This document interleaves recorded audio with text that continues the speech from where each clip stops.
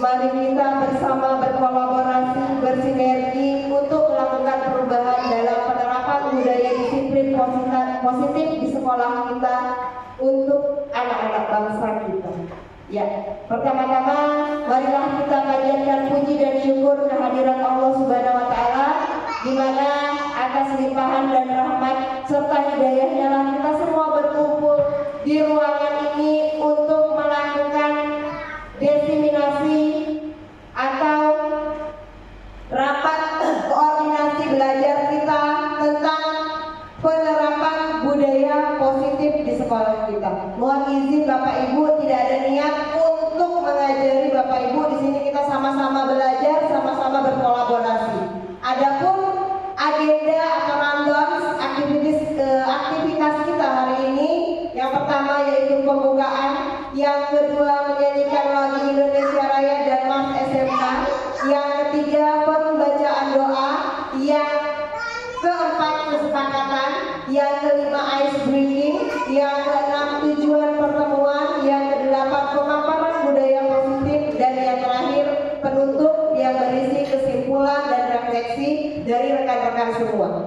Ya, izinkan saya di sini Ibu Kokom Komaria, calon guru penggerak angkatan 11, membuka kegiatan diseminasi budaya positif di SMK Negeri 1 Budu ini, di mana kita harus menerapkan disiplin tidak hanya untuk siswa tapi juga untuk Bapak Ibu guru semua. Ya, dengan mengucap Bismillahirrahmanirrahim, kegiatan diseminasi atau implementasi aksi nyata disiplin positif saya buka. Bismillahirrahmanirrahim. Ya, sebelum kita mulai, marilah kita bersama-sama menyanyikan lagu Indonesia Raya. Hadirin dimohon berdiri.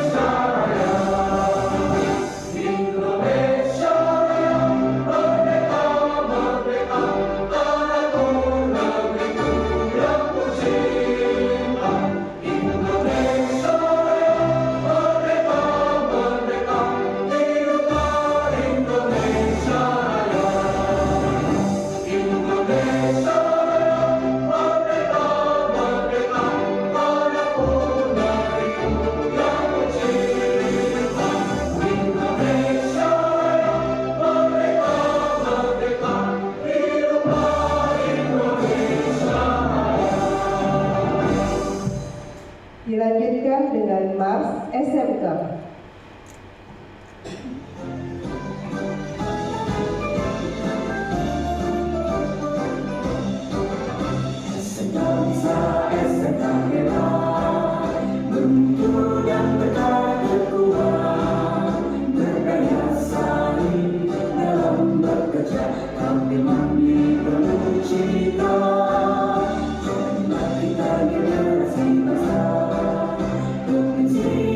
Unggul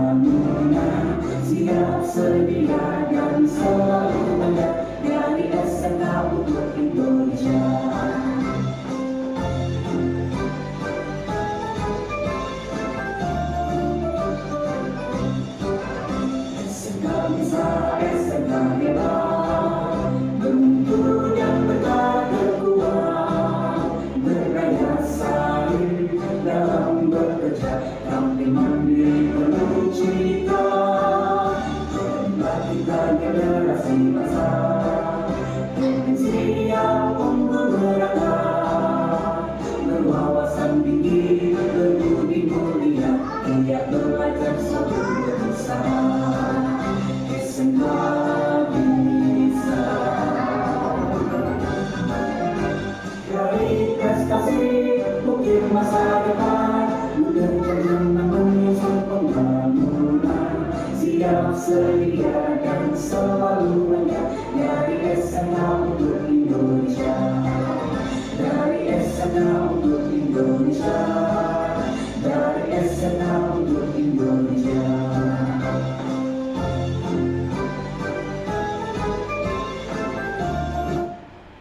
Ya, terima kasih Bapak Ibu, hadirin mohon duduk kembali. Ya, selanjutnya adalah pembacaan doa Bapak Ibu untuk melancarkan kegiatan hari ini. Marilah kita sama-sama menundukkan kepala sejenak seraya bermunajat kepada Allah Subhanahu wa taala agar apa yang kita jalani hari ini, kegiatan yang kita lewati hari ini dapat ridho, dapat barokah dan diberi kelancaran. Berdoa dipersilahkan.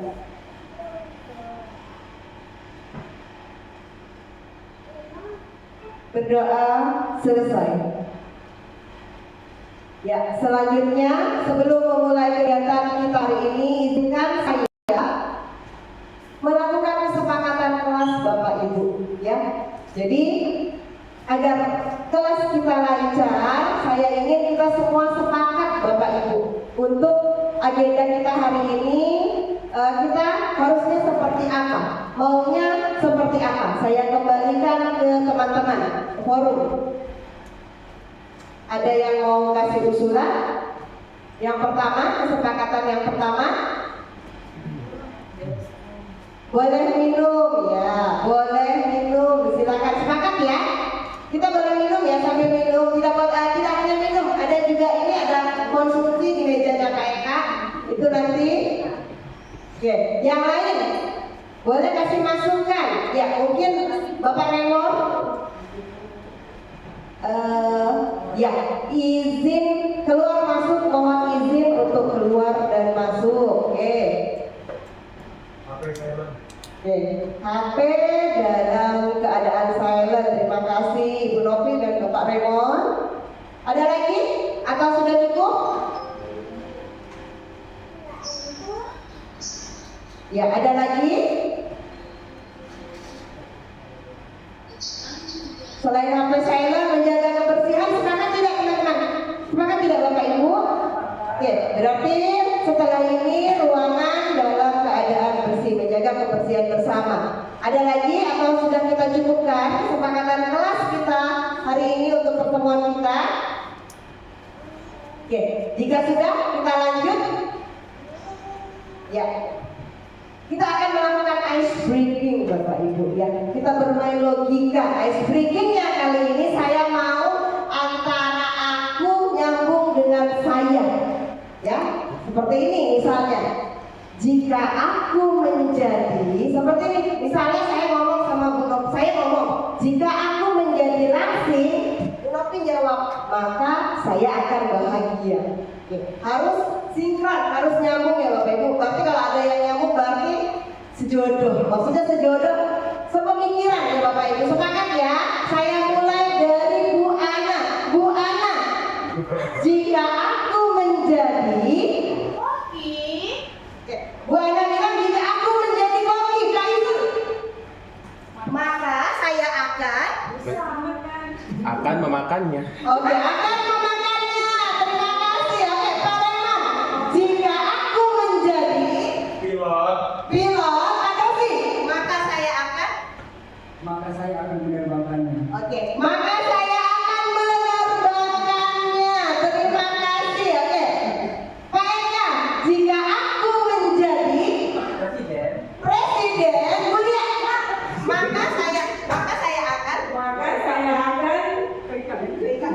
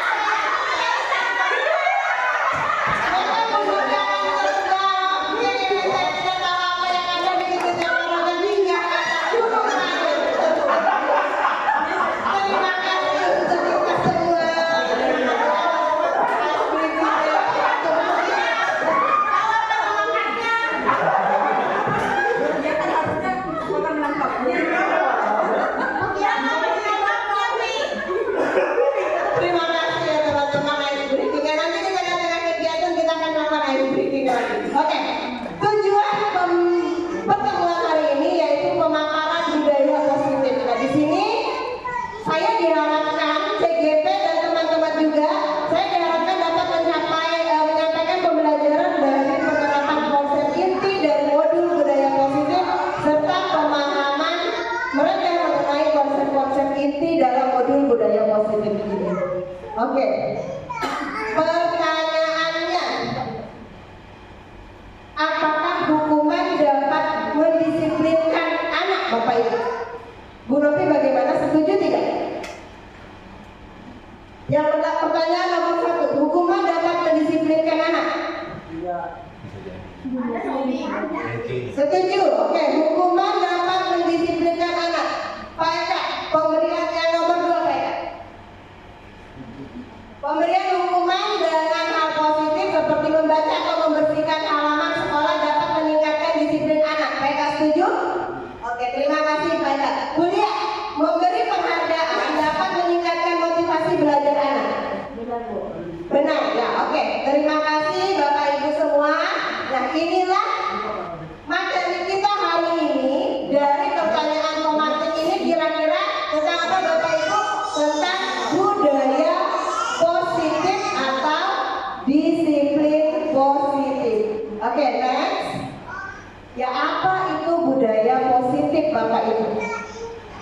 Budaya positif di sekolah adalah nilai-nilai, keyakinan dan kebiasaan baik yang dijalankan oleh seluruh warga sekolah, baik siswa, guru maupun tenaga pendidikannya. Jadi budaya positif atau sikap disiplin, mohon izin Bapak Ibu, tidak hanya diterapkan kepada peserta didik saja, tetapi juga seluruh warga sekolah. Warga sekolah itu siapa saja? Siswa, guru, Bapak Ibu TU, termasuk saya, ya, kepala sekolahnya. Kemudian budaya positif di lingkungan sekolah berorientasi pada pengembangan karakter siswa agar menjadi pribadi yang beriman, bertakwa kepada Tuhan Yang Maha Esa, berakhlak mulia, berkebinekaan, gotong royong dan mandiri serta sikap kritis. Jadi ini implementasinya adalah penerapan budaya positif ini adalah implementasinya nilai-nilai pena profil mampu membuat murid disiplin. Tentu saja bisa, karena yang pertama dia menghindari hukuman atau ketidaknyamanan. Oh, nanti kalau aku terlambat aku dihukum, aku malu. Nah, ini dia melakukan disiplin itu karena dia takut dihukum. Nah, ini adalah motivasi ekstrinsik. Kemudian yang kedua, untuk mendapatkan imbalan, ini yang tadi, apakah memberikan reward mampu meningkatkan motivasi belajar anak? Iya, untuk mendapatkan imbalan atau penghargaan dari orang lain. Murid melakukan disiplin karena ia ingin mendapatkan imbalan. Nah, ini merupakan bagian dari motivasi perilaku manusia. Kemudian yang ketiga, menghargai nilai-nilai kebajikan dari sendiri. Murid melakukan disiplin diri karena sadar akan nilai-nilai kebajikan yang tertanam dari dirinya. Ada enggak ya anak kita yang seperti ini, yang nomor 3 ini? Mereka sadar tanpa dihukum, tanpa diberi imbalan, mereka bisa disiplin. Mereka bisa menunjukkan hal-hal yang positif. Kemudian 5, posisi kontrol guru. Yang pertama, menghukum.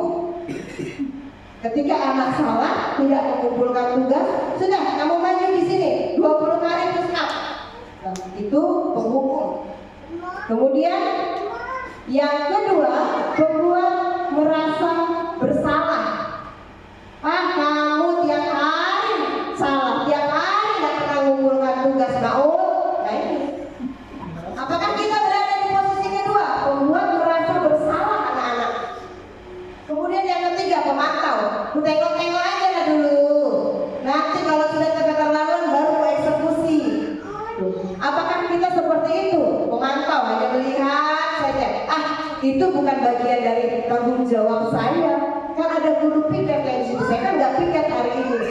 Apakah kita berada di posisi pemantau?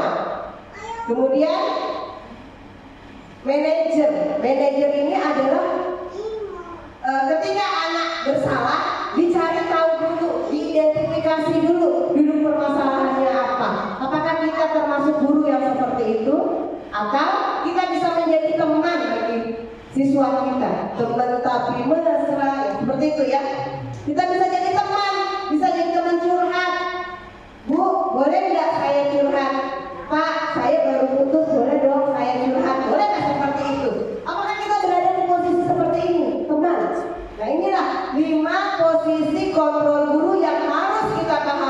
posisi kita ada di bagian mana. Ya, kemudian nih, contoh penerapan 5 posisi kontrol guru. Misalnya ada siswa yang tidak memakai sepatu. Untuk tipe-tipe guru penghukum langsung disuruh hormat bendera. Kamu tidak pakai sepatu, silakan hormat 1 jam di situ. Oke. Kalau untuk tipe-tipe kontrol guru pembuat rasa bersalah, kan sudah berapa kali ibu kasih tahu, kamu ini bikin kecewa ibu aja. Nah ini yang membuat rasa bersalah.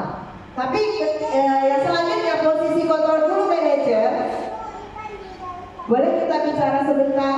Kamu tahu tidak kan kesalahannya di mana? Kira-kira bagaimana untuk memperbaiki kesalahannya? Bisa tidak kita menjadi posisi kontrol manager? Kemudian, ya di sini Bapak Ibu saya ada kuis.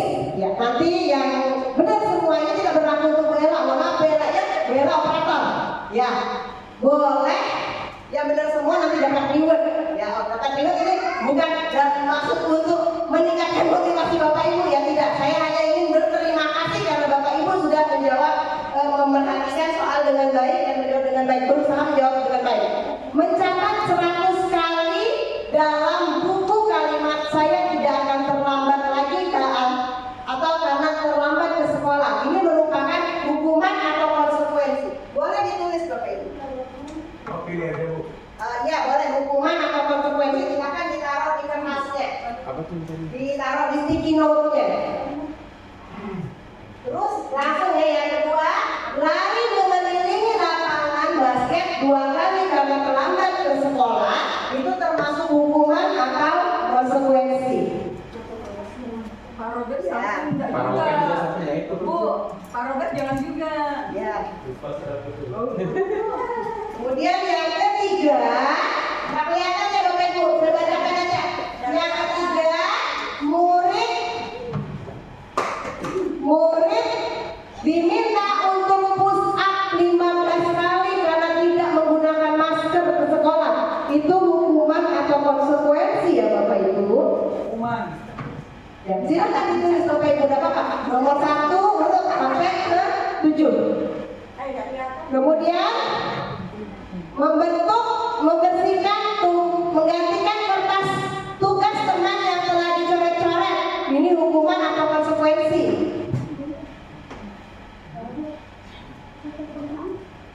Kemudian membersihkan tumpahan air di meja tulis karena tersenggol pada saat belajar. Ini juga hukuman atau konsekuensi. Yang keenam, murid disuruh untuk menggunakan sepatu seharian di sekolah karena tidak menggunakan sepatu hitam. Ya, mohon maaf, murid disuruh untuk melepas sepatu di sekolah karena dia mungkin sepatunya warna ungu. Jadi dia seharian disuruh kaki ayam, gak usah pakai sepatu aja sekalian karena tidak menggunakan sepatu hitam. Yang terakhir, lari mengelilingi lapangan basket 2 kali karena terlambat 10 menit untuk pelajaran PJOK. Apakah itu konsekuensi atau sebuah hukuman? Yang sudah boleh dikumpul. Eka sudah? Oke, terima kasih Pak Eka. Tentang penerapan budaya positif di sekolah kita. Mohon izin Bapak Ibu, tidak ada niat untuk mengajari Bapak Ibu. Di sini kita sama-sama belajar, sama-sama berkolaborasi.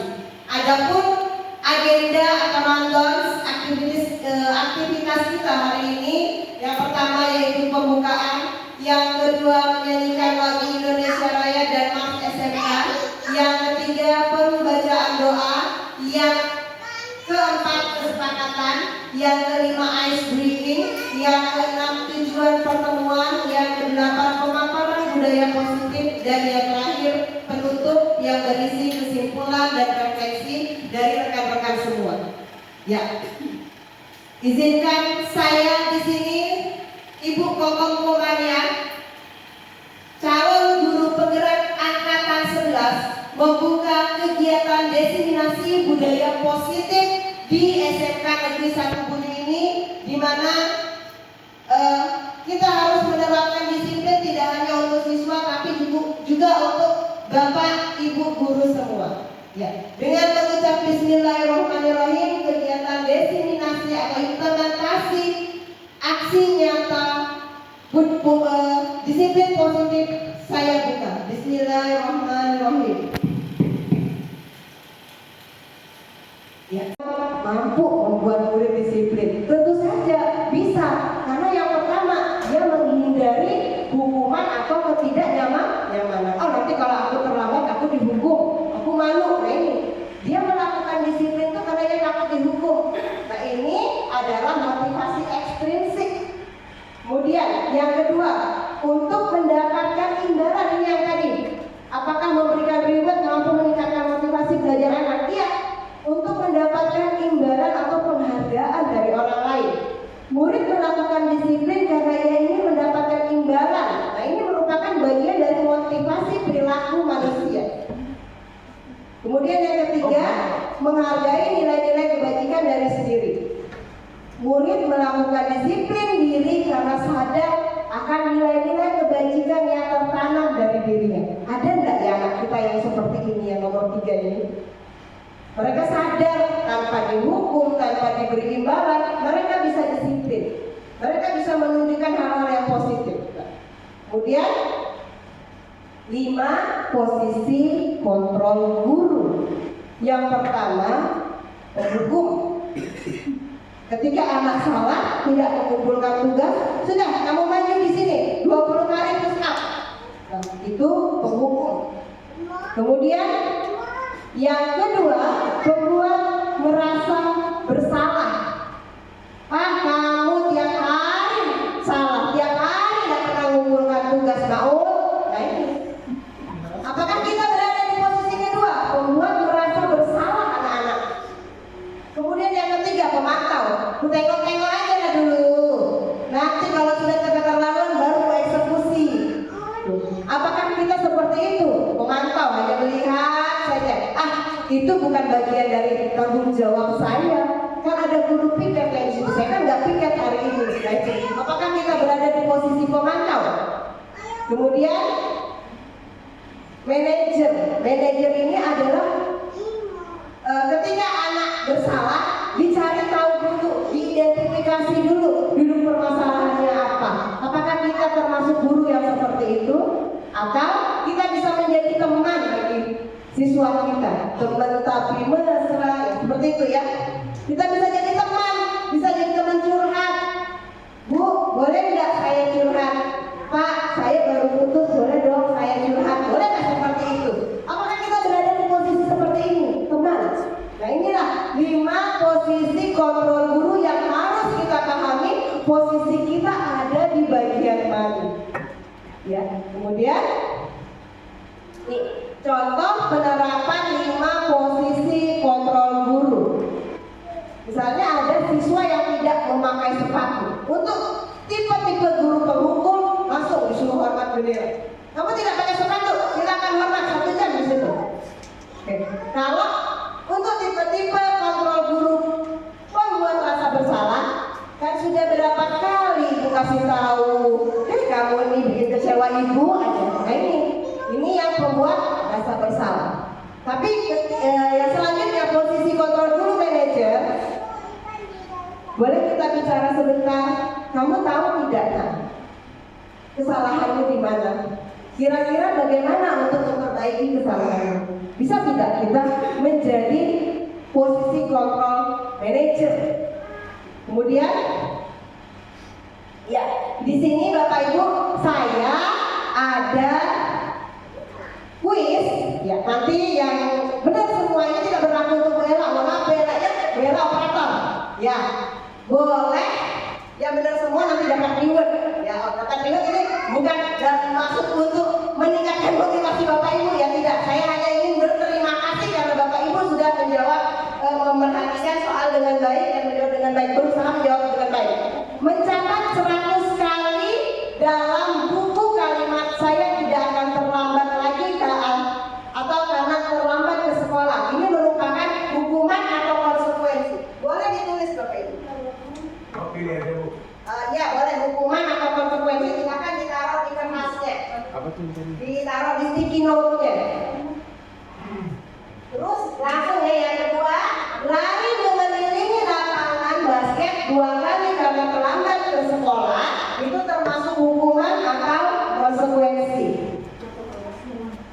Samsung enggak Pak juga. Robert juga satunya itu. Bu, Pak Robert jangan juga. Ya. Kemudian yang ketiga, nggak kelihatan ya Bapak Ibu, saya bacakan aja. Yang ketiga, murid diminta untuk push up 15 kali karena tidak menggunakan masker ke sekolah. Itu hukuman atau konsekuensi ya Bapak Ibu? Hukuman. Ya, silakan ditulis Bapak Ibu, tidak apa-apa. Nomor 1 untuk sampai ke 7. Kemudian membersihkan menggantikan kertas tugas teman yang telah dicoret-coret. Ini hukuman atau konsekuensi?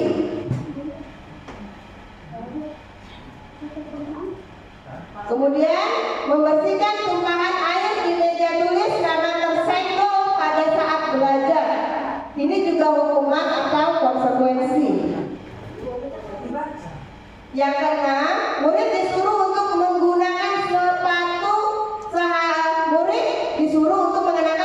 seharian di sekolah karena tidak menggunakan sepatu hitam.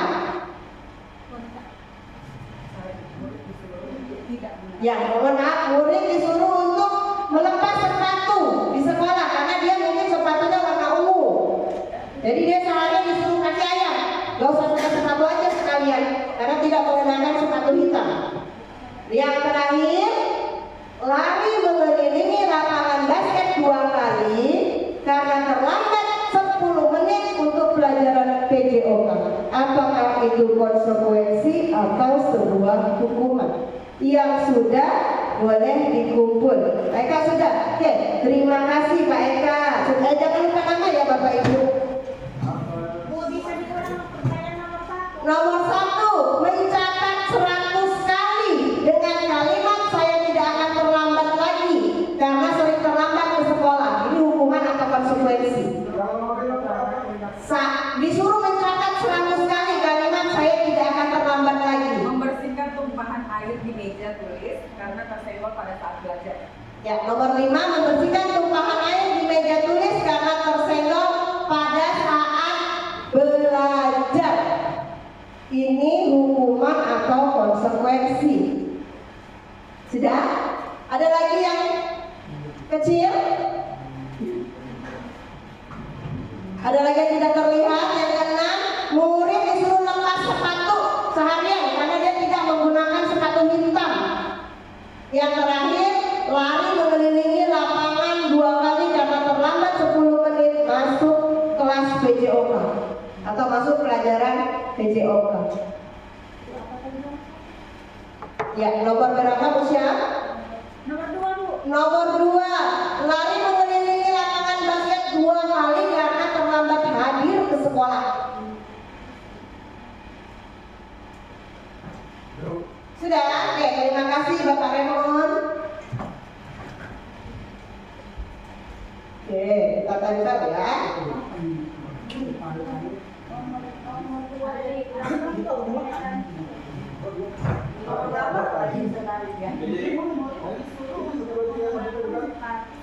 Ini tadi siapa? Pak Robert ya?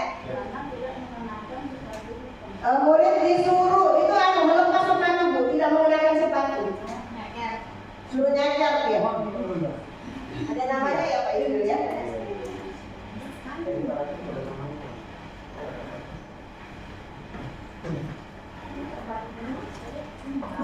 Jalan kan?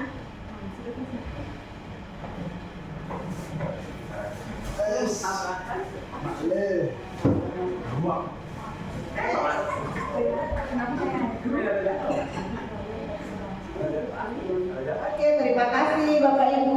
Ini yang tak datang malah yang kamu. Yang tak datang malah yang kamu. Bisa rahmat.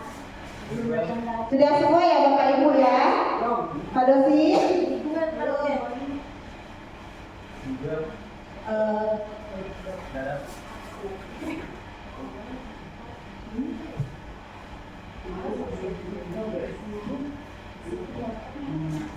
Ya, sudah semua. Pak Dosi yang mana nggak jelas Pak Dosi? Warna sudah? Oke, Udin. Ya. Bu Yeni tolong Pak Ijul minta konsumsi. Gulanya ini terpisah ya Bapak Ibu. Ada tidak ya?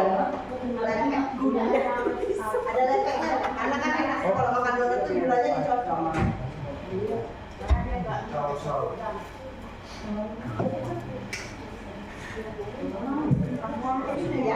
Sudah. Burai sudah. Oke, terima kasih Burai. Pak Dosi. Itu ada hukuman atau konsekuensi sanksi.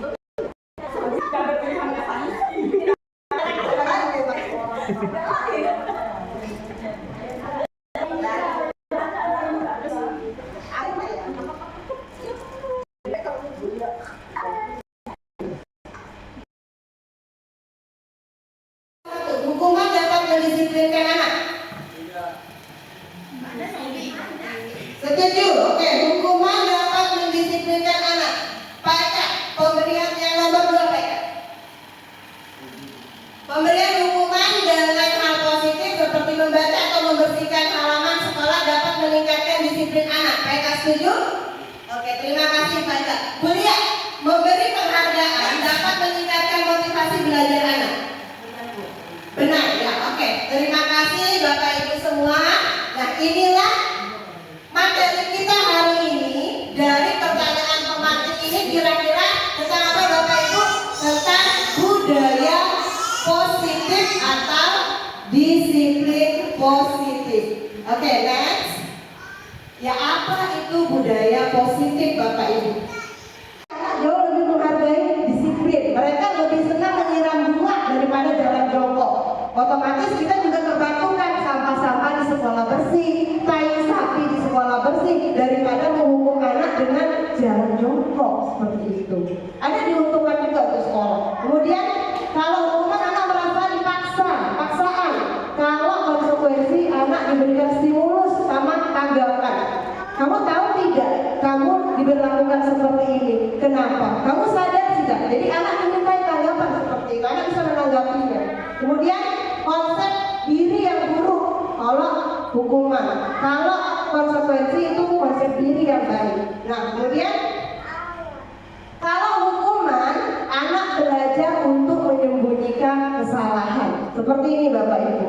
Kalau dia terlambat, dia disuruh merayap, dia disuruh guling-guling, dia lebih memilih apa satu hari tidak hadir ke sekolah daripada dia terlambat dibuat malu. Seperti itu.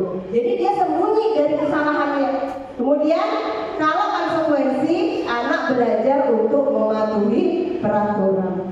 Oke, kemudian hukuman, marah, rasa bersalah, dipermalukan, merasa tidak dihargai. Tapi dengan konsekuensi, anak kehilangan hak. Tapi anak juga merasa tidak nyaman, tapi itu hanya untuk sementara sampai dia menyadari kesalahannya. Oh iya ya, kalau saya tidak salah kan saya tidak akan diperlakukan seperti ini, seperti itu Bapak Ibu ya. Jadi harus kita bedakan. Mulai sekarang lakukan perubahan Bapak Ibu. Karena semakin kita bersikap mendisiplinkan anak-anak dengan hukuman, dengan cacian, anak-anak yang saya lihat tidak berubah, malah semakin menjadi-jadi kelakuannya Bapak Ibu. Nah, takutnya nanti di masa yang akan datang anak-anak itu dendam sama kita. Ibu ini kan dulu suka betul gak ngapain saya di sekolah, aku kasih motornya. Seperti itu Bapak Ibu. Hal-hal seperti itu yang tidak mau kita lakukan, tidak mau terjadi di diri kita. Atau bisa jadi tidak di kita, dia lakukan dengan anak kita. Alhamdulillah ya Bapak Ibu ya. Kemudian lanjut. Ya, kita belajar keyakinan kelas. Nah, ada yang tahu tidak? Kenapa harus keyakinan kelas atau kesepakatan, bukan peraturan kelas? Ada yang tahu nggak ya Bapak Ibu ya? Apa perbedaan keyakinan kelas atau peraturan kelas? Ini sudah kenyang semua ini. Pak Iju, sudah bisa mikir. Pak Iju, apa perbedaan keyakinan dengan peraturan kelas Pak Iju? Mungkin pendapat saya kalau peraturan kelas itu biasa dibuat oleh Bapak Ibu guru dan itu sifatnya lebih otoriter. Dan kalau keyakinan kelas ini dibuat berdasarkan kesepakatan bersama oleh Ya, terima kasih Pak Ijul. Oke, Pak Ijul mau maca, susu mari, mau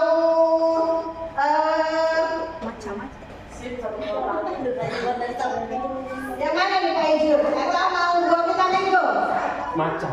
Oh maca, Pak Ijul mau jadi macan. Oke, terima kasih Pak Ijul ya. Keyakinan kelas itu adalah kesepakatan yang dilakukan bersama-sama dengan melibatkan peserta didik. Kita minta peserta didik kita mau proses kegiatan pembelajaran itu seperti apa. Kemudian kalau peraturan, nah ini hanya dibuat oleh guru sendiri. Ibu, pelajaran ibu nggak kumpulkan hari ini, minggu depan didobel jadi 20 kali tugasnya. Nah itu peraturan. Biasanya otoriter, betul yang dibilang Pak Ijul, semata-mata hanya berdasarkan kemauan guru sendiri, tidak melakukan kesepakatan bersama-sama murid. Berbeda dengan keyakinan kelas, ya. Kemudian pembentukan keyakinan kelas itu bersifat abstrak, umum Bapak Ibu. Kemudian berupa pernyataan yang universal, misalnya hadir tepat waktu. Kemudian yang ketiga dibuat dalam pernyataan positif. Sejauh mungkin kita menghindari kata jangan dan kata tidak boleh. Karena biasanya anak-anak ini semakin dilarang, semakin menjadi-jadi. Semakin dilarang macam disuruh-suruh, semakin ingin tahu. Kamu jangan ngerokok, sudah. Nanti dia ngerokok, coba-coba. Nah itu, jadi kita hindari kata kalimat negatif. Kalau misalnya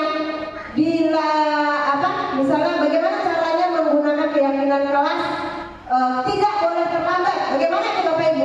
Kalimat positifnya. Hadir, datang, tepat waktu. Oke, Pak Raymond mau siapa ini Pak Raymond?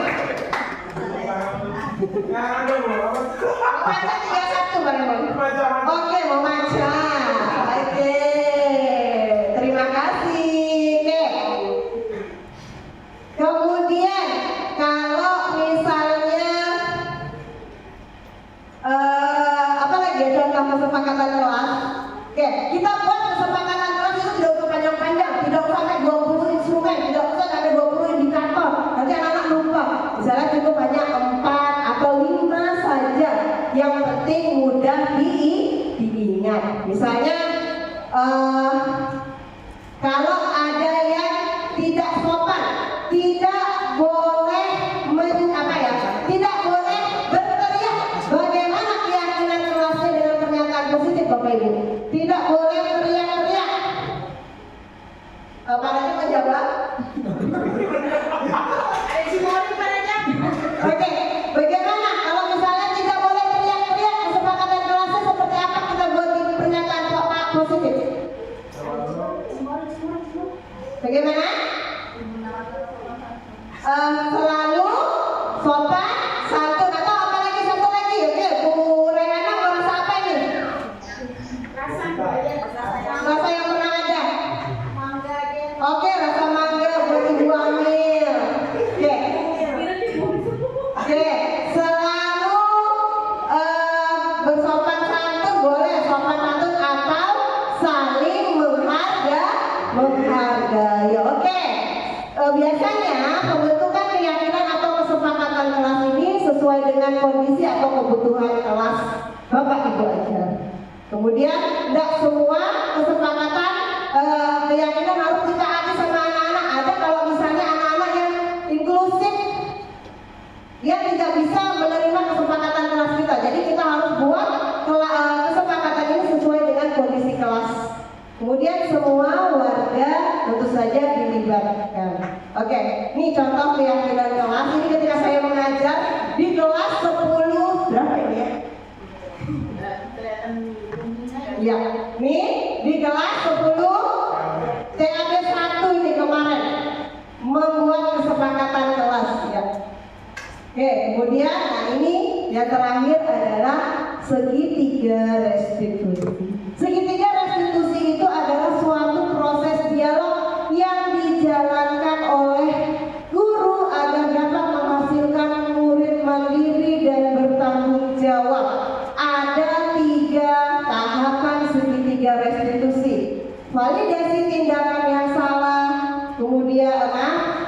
menstabilkan identitas, kemudian yang kedua validasi tindakan yang salah, dan yang ketiga menanyakan keyakinan atau mengulang kembali kesepakatan kelas yang sudah pernah dibuat.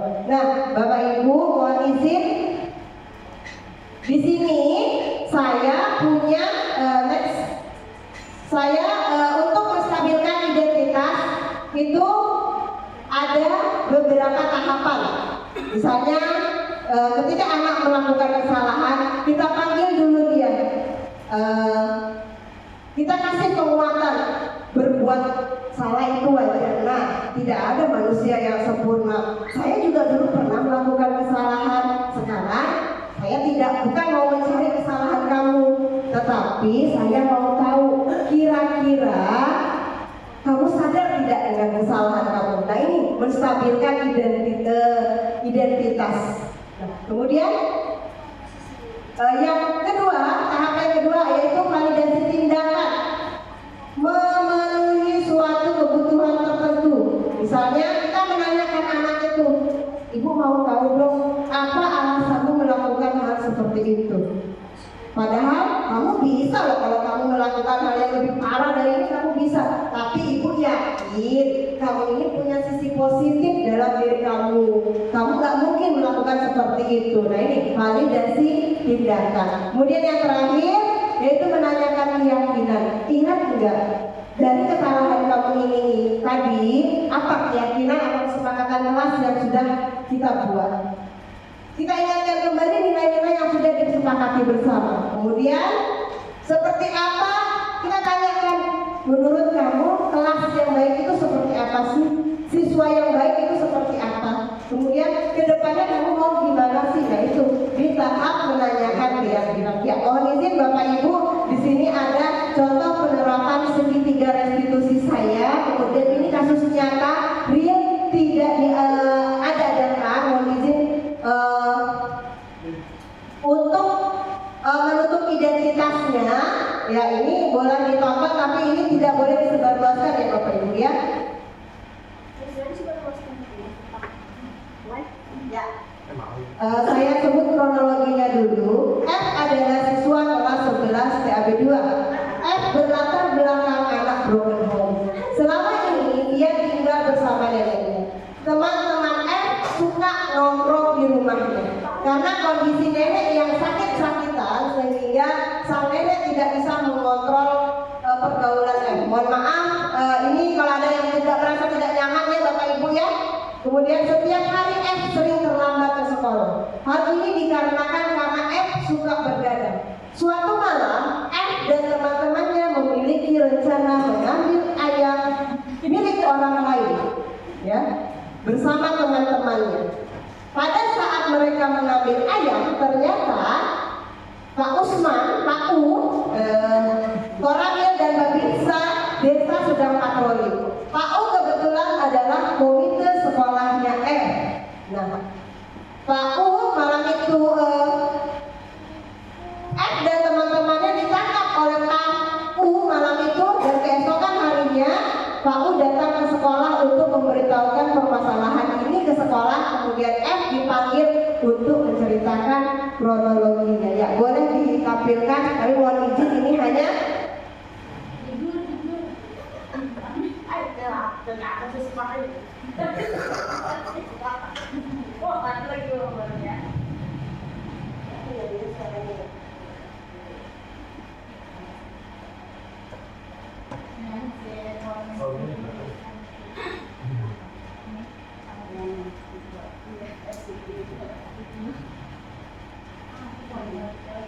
ya, jadi intinya dari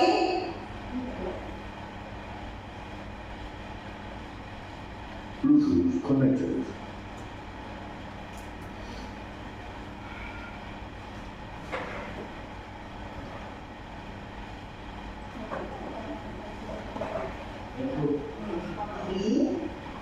kalau Bapak mohon tidak direkam ya Bapak Ibu. Kasusnya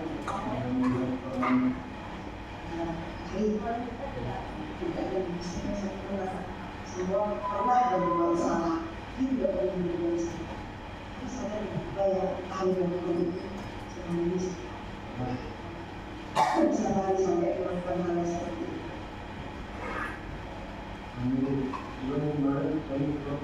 Kalau saya sudah meminta.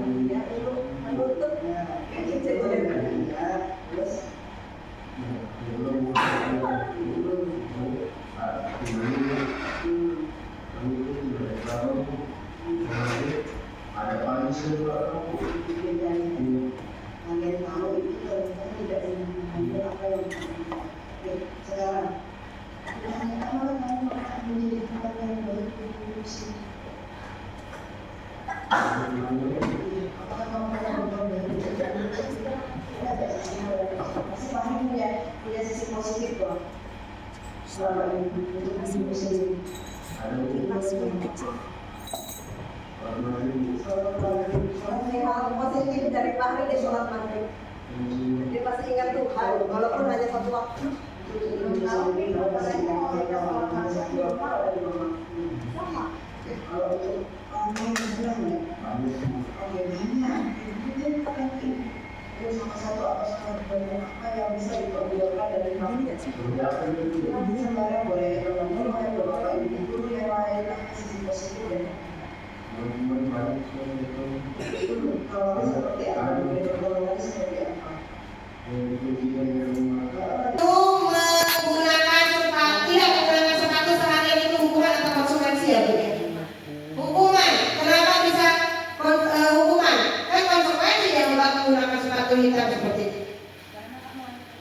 Karena melanggar dari aturan. Oke, saya mau nanya guru matematika dong. Lari keliling lapangan 2 kali terlambat 10 menit untuk pelajaran PJOK hukuman atau konsekuensi.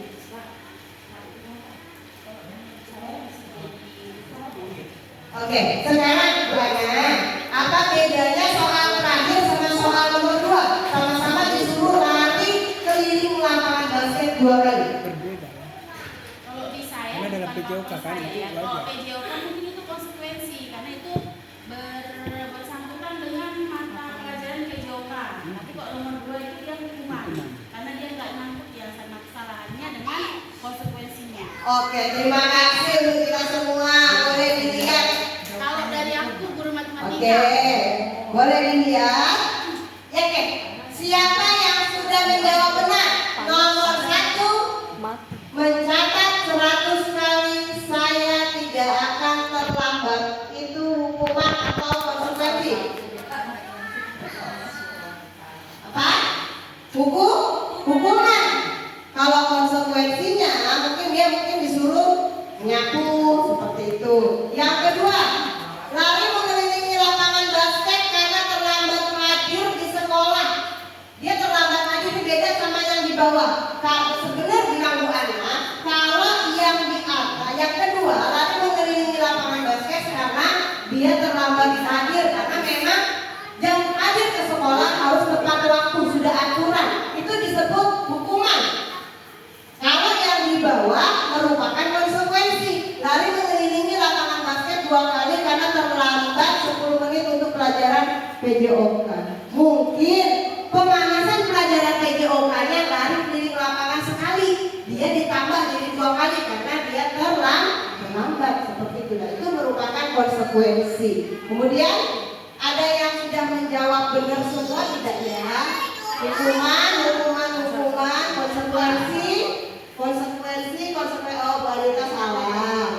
Pak Raymond, hukuman, konsekuensi, hukuman, oh Pak Raymond juga ada tepat. Pak Eka, hukuman, konsekuensi,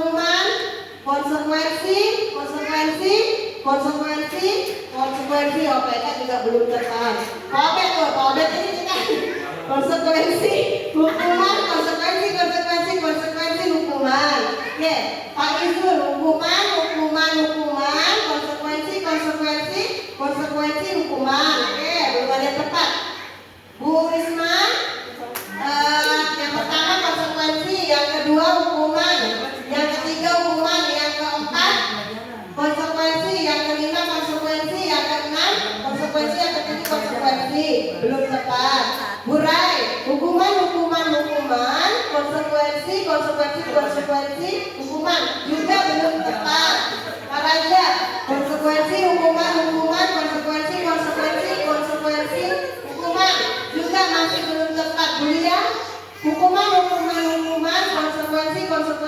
konsekuensi hukuman. Aduh, BK aja salah. Sanksi ya, hukuman, konsekuensi, hukuman, belum tepat. Iya, dia sudah Ini dilakukan. siapa yang ya? Gimana? Buana, hukuman, konsekuensi, hukuman belum tepat. Konsekuensi belum tepat. Ya, berarti harganya dikit dulu ya. Padahal saya sudah menyediakan minuman segar. Mana sudah Kopi. Ya, kita keep dulu. Oke, lanjut. Ya, jadi kita harus tahu ya perbedaan hukuman dan konsekuensi, Bapak Ibu. Hukuman itu sesuatu yang menyakitkan harus terjadi. Misalnya anak disuruh jalan jongkok, ya itu berupa hukuman fisik. Oke, harus terjadi.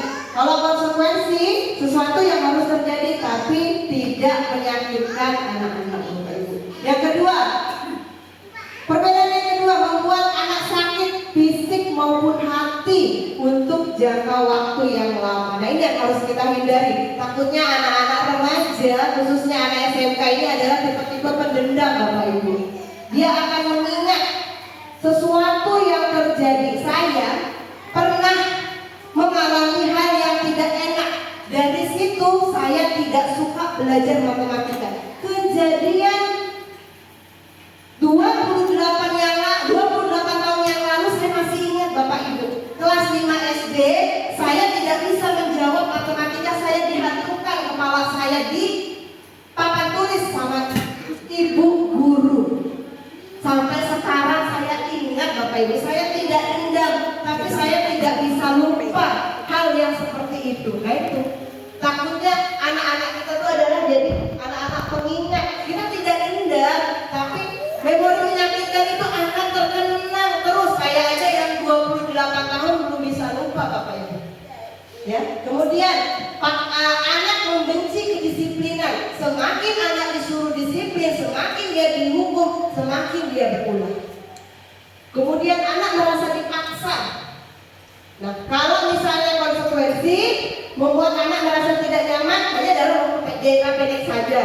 Misalnya kita suruh menyapu anak nih, seluruh LPS kemarin, dia merasa dia JK pada waktu itu saja. Dia harus menyadari, oh iya, saya disuruh menyapu ini karena saya terlambat, seperti itu. Kemudian, kalau konsekuensi anak jauh lebih menghargai disiplin. Mereka lebih senang menyiram bunga daripada jalan jongkok. Otomatis kita juga tata tertibnya apa? Kalau kita mengambil barang orang lain, itu tata tertibnya adalah SP2.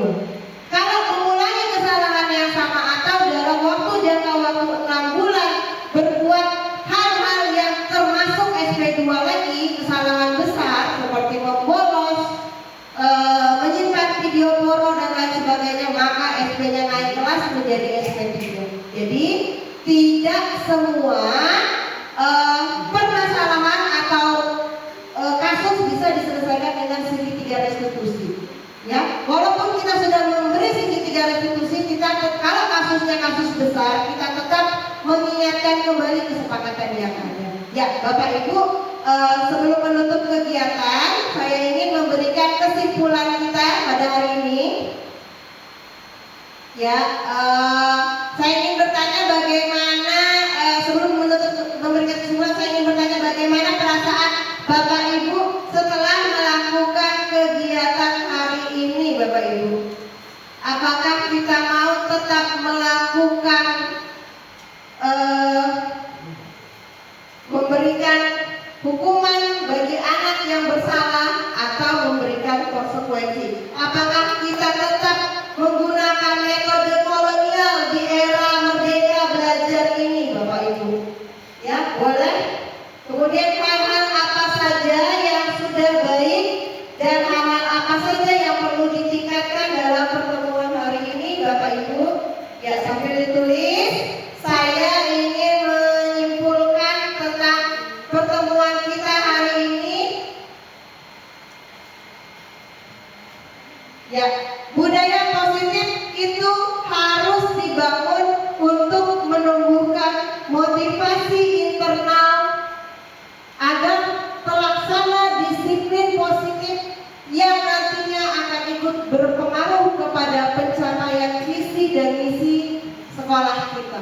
Membangun budaya positif tentu saja itu tidak bisa dilakukan sendiri. Budaya positif itu tidak bisa hanya dibangun hanya dengan keinginan kepala sekolah semata. Budaya positif tidak bisa dibangun tanpa dukungan dan bantuan dari rekan-rekan semua, termasuk Bapak Ibu guru dan juga tenaga kependidikan dan juga murid kita. Bahkan kita juga membutuhkan dukungan orang tua dan stakeholder yang lain untuk menumbuhkan budaya positif. Ya, jika sudah refleksinya silahkan dikumpulkan sambil ditulis. Sekian dari saya. Oke. Izinkan saya berpantun dulu Bapak Ibu. Oke. Ya, semoga ini bisa menjadi motivasi bagi kita semua ya Bapak Ibu ya. Jalan-jalan ke negeri kanguru. Jangan lupa bawa si Udin.